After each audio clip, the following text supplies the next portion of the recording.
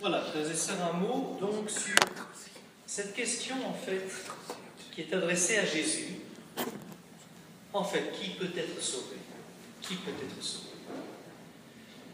La question du salut, c'est la question cruciale du christianisme. C'est en fait ce qui fait toute notre espérance et qui en fait aussi pourrait faire toute notre interrogation. Alors je vais faire un petit exercice avec vous de lecture pour entrer dans ce que peut être le salut avec quelques notions, j'espère pas trop rébarbatives, mais on est ici quand même sur le site universitaire, on peut faire un peu d'étymologie.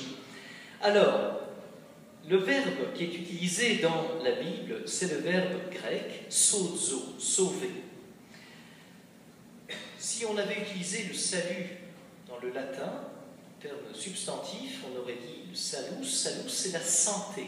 En fait, ce dont on a besoin pour vivre, si vous voulez, au moins pour vivre paisiblement. Dans le grec, si on fait abstraction de la Bible, être sauvé a toujours la même connotation. Il s'agit d'être sauvé d'un péril grave, il faut qu'il y ait un péril grave, et consentir sain et sauf. Et tous ces périls graves, dans le grec classique, pour ceux qui en ont fait un peu, sont en fait des périls terrestres. Je suis menacé de mort parce que je suis malade. Je suis menacé de me noyer parce que je suis dans le contexte d'un naufrage. C'est tous ces contextes-là dans lesquels on va retrouver le verbe sauver. Je suis menacé d'un péril grave et je m'en tire sain et sauf. Quand vous entrez dans la Bible, eh bien vous entrez dans un autre monde. Il y a ce même contexte. Jésus va guérir des gens qui sont malades, va sauver ses apôtres qui sont en train de croire que la barque va couler. C'est le même contexte. Mais vous avez quelque chose de plus neuf par rapport à ce qui est dit ici en grec classique. Quand on parle de sauver, ça peut être OK, dans un monde tout à fait terrestre, conditions matérielles, mais apparaît aussi dans la Bible une connotation plus morale.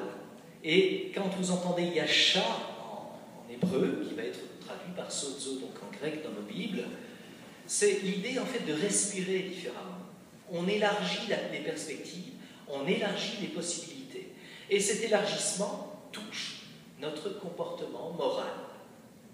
Je vais vous donner un extrait, par exemple, du livre de Jérémie. « Lave ton cœur du mal, Jérusalem, afin d'être sauvé. » C'est-à-dire que Jérusalem doit être sauvée à plusieurs reprises d'une menace et d'un péril grave, par exemple, d'un ennemi qui s'approche et qui veut faire le siège de Jérusalem.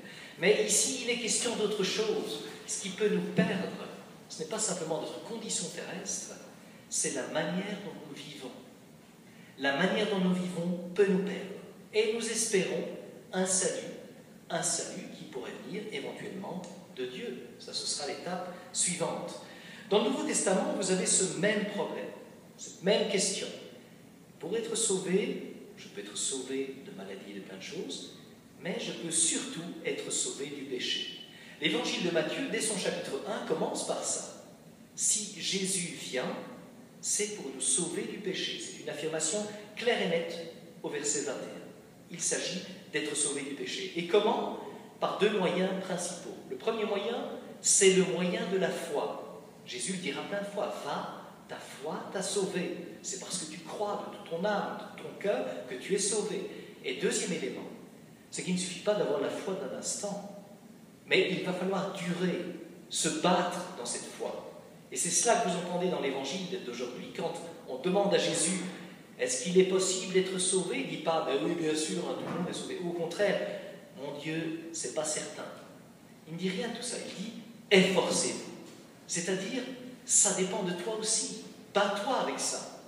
C'est une épreuve de force. Efforcez-vous.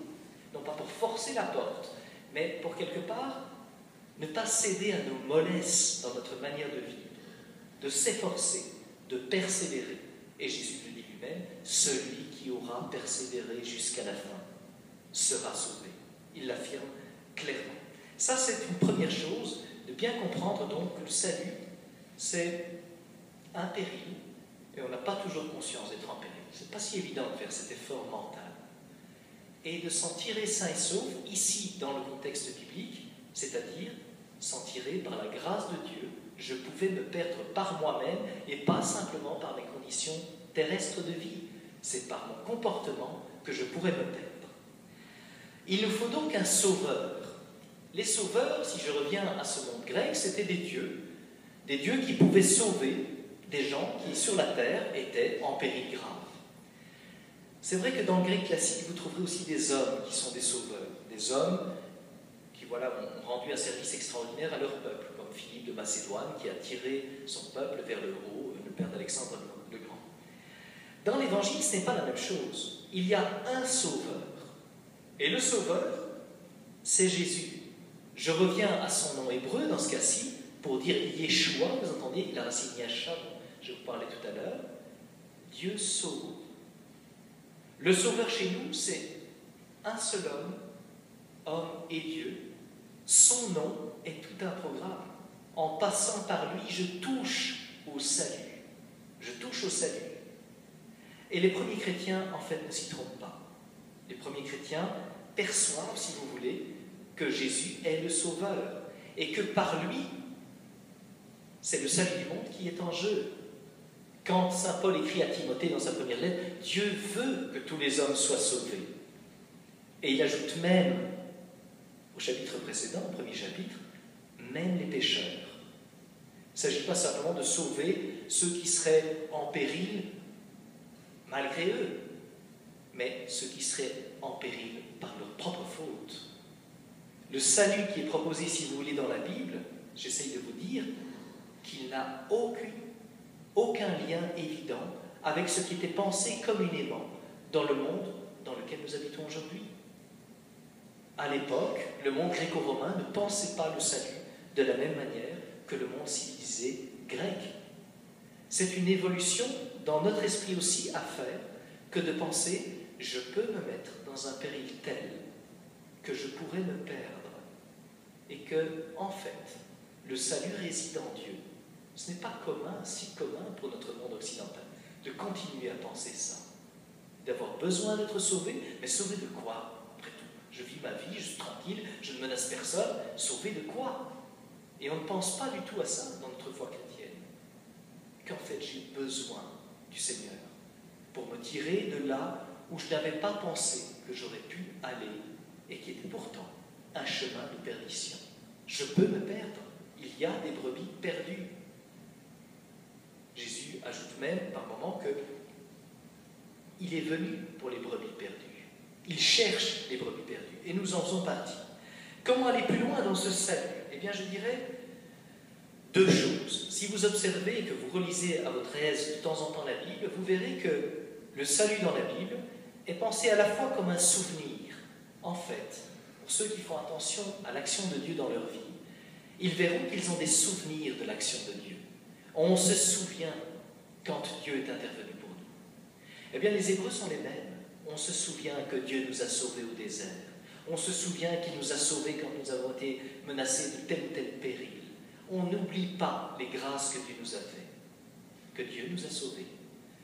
En même temps, ils pensent le salut comme le futur, comme une espérance.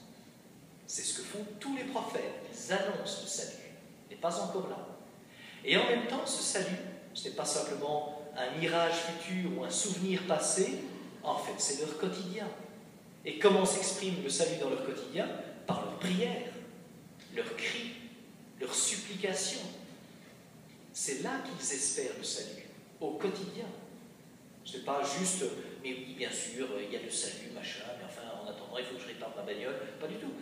Il y a comme une obsession au présent de dire le Seigneur est celui qui me fait vivre. C'est pas simplement je suis là, je vis par moi-même. C'est le Seigneur me fait vivre. Je suis dans la main de Dieu. Cette préoccupation qu'ils avaient ne leur indique pas seulement une fragilité personnelle, mais leur indique, si vous voulez, toute leur force d'être dans la main de Dieu. C'est une espérance de fond. C'est quelque chose qui fait vivre. Quand vient le Nouveau Testament, en fait, c'est Jésus qui est cette espérance-là. Jésus qui est le Sauveur. C'est le but de sa vie. Si vous regardez en Saint Jean chapitre 3 ou chapitre 12, vous verrez qu'à 2 reprises, il dit qu'il n'est pas venu en ce monde pour le juger ou pour le condamner, mais pour le sauver. Son nom le dit, mais lui le dit et rappelle non pas l'exigence de se tourner vers le salut, mais le fait qu'il est venu pour ça. Il n'y a rien à perdre, en fait, si vous voulez, à rencontrer celui qui est le Sauveur. De la même façon, ceux qui le suivent vont comprendre confusément ou clairement, pour les uns comme pour les autres, que Jésus est vraiment un chemin de salut. Et que ce n'est pas, si vous voulez, une option parmi d'autres, mais que c'est quelque chose qui est à vivre au quotidien, de manière intense. Saint Paul écrit, dans sa première lettre aux Corinthiens, « Un apôtre n'a pas d'autre but que le salut. » Et dans une deuxième lettre, il écrira d'ailleurs que le salut, ce n'est pas pour plus tard, quand je serai vieux, quand j'aurai le temps, quand je serai en vacances, quand je lirai, je ne sais pas quoi. Il dit, c'est maintenant le jour du salut. Au chapitre 6, il écrit ça de la deuxième lettre aux Corinthiens. C'est maintenant le jour du salut. C'est compliqué pour nous, en fait, si vous voulez, de vivre intensément. On pourrait se dire, si aujourd'hui c'était mon dernier jour, très probablement, je ne l'aurais pas vécu de la même façon. En tout cas, moi, je peux vous l'assurer. Je ne dis pas pour vous, mais pour moi. Ça veut dire clairement, on ne vit pas avec la même intensité nos journées si, en fait, nous n'avons plus l'occasion d'en vivre d'autres. Si nous avions besoin, ou si nous étions à l'approche finale de ce salut, l'intensité de nos journées serait absolument différente. Nos occupations seraient différentes, nos préoccupations seraient différentes, nos paroles seraient différentes, nos silences aussi, parce que nous serions comme à l'extrême fin. Et quand on est à l'extrême fin, il est donné à certains, pas à tout le monde, de voir avec davantage de lucidité ce qui compte et ce qui ne compte pas. Et le salut, quand on n'a pas le sentiment d'être en danger, on n'a pas besoin d'y penser. Même les chrétiens les plus aguerris dans leur prière, même les prêtres que je suis en tout cas, je ne dis pas pour eux, mais pour moi, ça peut m'échapper de penser chaque jour, mais vraiment chaque jour intensément, je ne veux dire pas une pensée, penser intensément, Seigneur, si tu pouvais me sauver, je te le demande humblement. Comme une prière constante qui fait sentir, si vous voulez, que le but n'est pas perdu de vue, jusque dans nos prières, nos conversations avec le Seigneur, comme un élément, si vous voulez, qui en est fondamental. C'est pas évident de vivre nos journées, nos jours, comme si c'était les derniers, mais pas dans une perspective de mort, mortifère, mais dans une perspective de vie, de quelqu'un qui s'approche de la vie éternelle. Qui peut être sauvé? Vous l'entendez ici dans le chapitre 13 de Luc, et vous l'entendez 5 chapitres plus loin, de nouveau. En fait, qui peut être sauvé? Et Jésus, cette fois-ci, va répondre. Il ne va pas dire « efforcez-vous », comme cette fois-ci, mais il va dire « en fait ». Pour les hommes, c'est impossible. Mais pour Dieu, tout est possible. Et cela devrait nous réjouir qu'en fait, Dieu veut nous sauver et que pour Dieu, c'est très possible.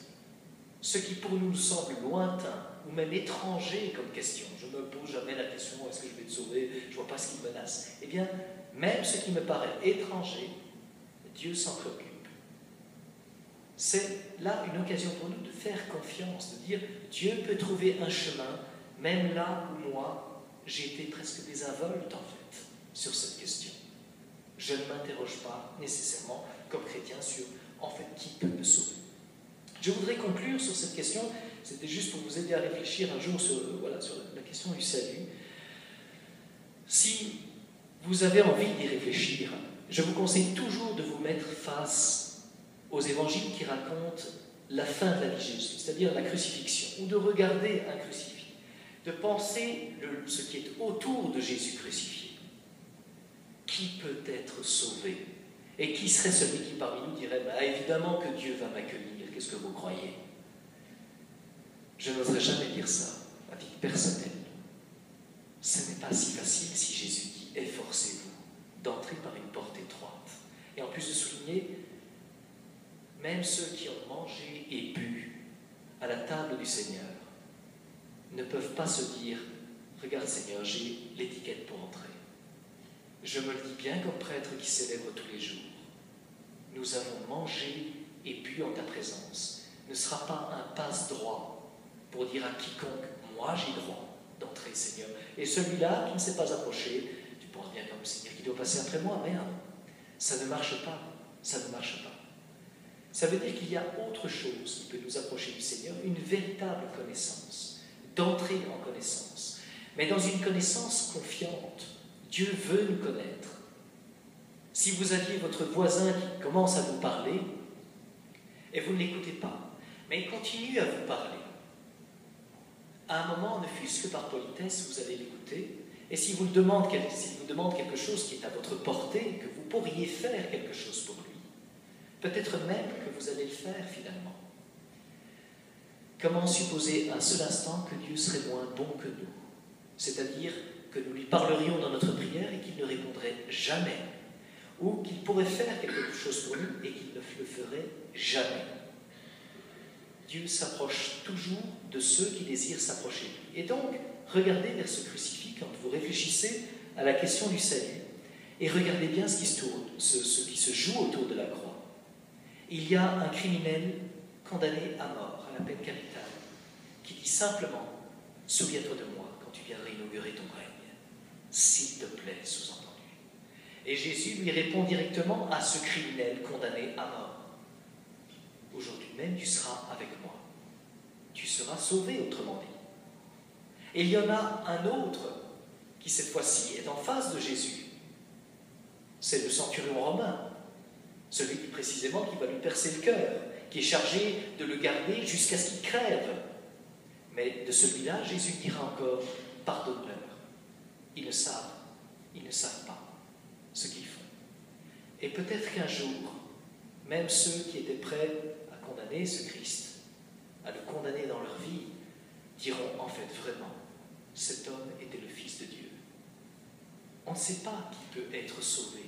Ils viendront du levant, du couchant, du nord et du midi, a dit Jésus. De là où vous ne l'attendez pas, de ceux qui paraissent si loin. Il est possible que ceux qui se sentent loin de Dieu, en fait, soient proches de lui. On peut être proche de Dieu, de sa table, et loin de lui, comme on peut être proche de sa table et proche de lui, et comme on peut se sentir loin de Dieu et ne pas être tellement loin de Dieu. Regardez encore cette croix une dernière fois, et vous verrez Jésus lui-même, pas simplement ceux qui sont autour de lui. Jésus est condamné à mort, à la peine capitale, et il est exécuté. Mais il est innocent. C'est donc une victime, pas un bourreau. Et pourtant, nous disons dans notre foi que le salut vient de lui. Le salut vient des victimes aussi. Pensez même dans vos vies quand vous vous dites « j'ai vécu des choses inutiles parce que je les ai subies. Et je me sens sali, loin de Dieu. » En fait, de bien penser, le salut est venu d'une victime. Le salut est donné à des bourreaux, le salut est donné à des criminels. Le salut vient d'une victime. Le salut vient de Jésus. Et donc, à vous qui vous approchez chaque mercredi ou chaque dimanche de lui, vivez de cette confiance radicale. Dieu veut me sauver. Si j'ai assez d'humilité que pour percevoir que j'ai besoin de ce salut, que sans lui, en fait, ma vie n'est rien, je pourrais me perdre sans lui. Eh bien, celui qui a besoin de Dieu, comment supposerait-il que Dieu l'abandonnerait, sinon à l'accuser, encore et encore? Si le Seigneur est notre ami, nous n'avons pas besoin de langage d'accusation, mais juste d'un langage de confiance.